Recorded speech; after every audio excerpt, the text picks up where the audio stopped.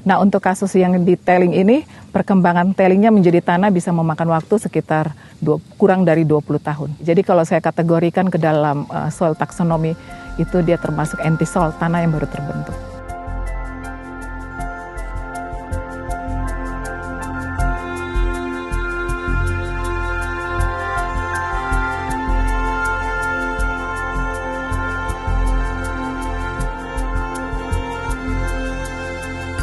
Batang-batang mangrove ini baru saja ditanam dan masih sangat rapuh. Namun Rhizopora mucronata sangat tangguh dan toleran terhadap kondisi alam.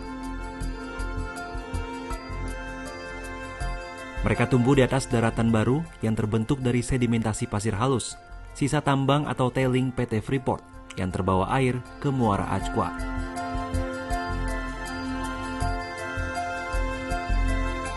Pada kawasan ini terdapat endapan atau sedimentasi yang terbentuk dan membentuk pulau-pulau baru atau daratan baru, sehingga kami berinisiatif untuk mempertahankan daratan yang terbentuk itu dengan cara melakukan revegetasi penanaman mangrove untuk mempercepat kolonisasi yang terjadi di daerah daratan baru tersebut.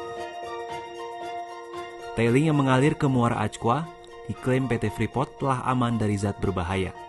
Sampel tailing secara rutin diambil dan diteliti di laboratorium lingkungan yang dimiliki Freeport. Tailing kita di sini yang kita pastikan itu TSS. Ketika TSS-nya banyak berarti kan berpotensi pembentukan sedimentasi. Kita melihat, memantau potensi pembentukan asam di alam. Itu namanya kapasitas pembentukan asam. Inggrisnya itu net acid generation.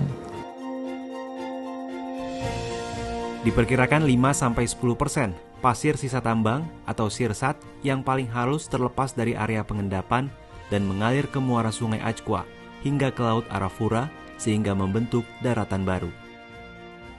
Daratan baru yang terbentuk dari tailing di Muara Ajwa kini luasnya mencapai 1.000 hektar.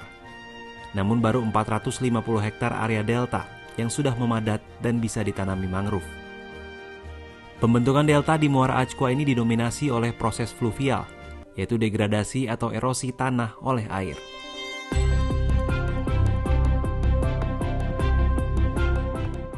Jenis-jenis tanaman mangrove yang kami tanam di awal ada 7 jenis yang kami tanam.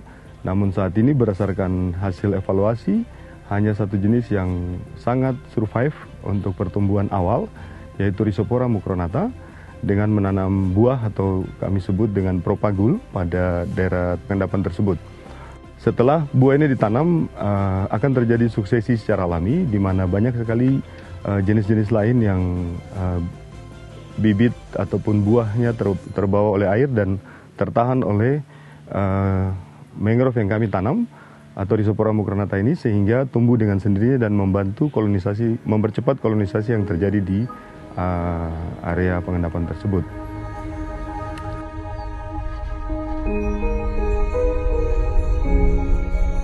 Rhizopora mucronata sangat toleran terhadap substrat yang keras maupun pasir.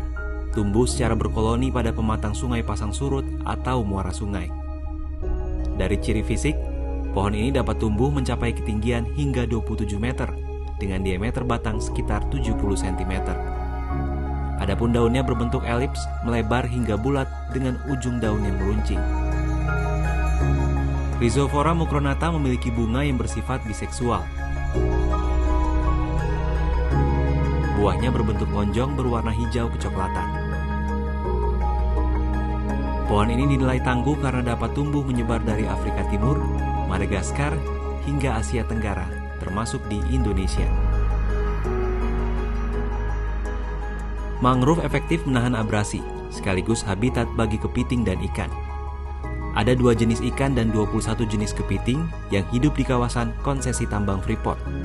Keduanya diburu masyarakat sebagai sumber makanan. Namun, kembali lagi, aman dan tidaknya dikonsumsi, sampel-sampel jaringan hewan itu diteliti di laboratorium. Air sebagai habitatnya pun turut diteliti.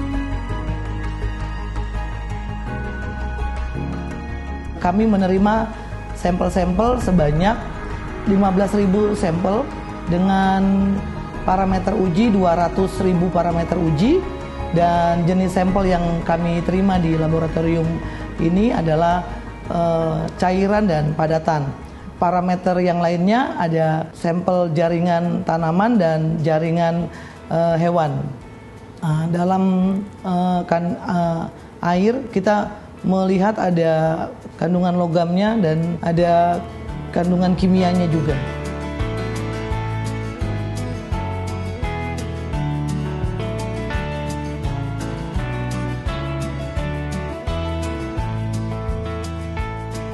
Daratan baru diperkirakan masih akan terus bertambah seiring proses penambangan yang masih berlangsung.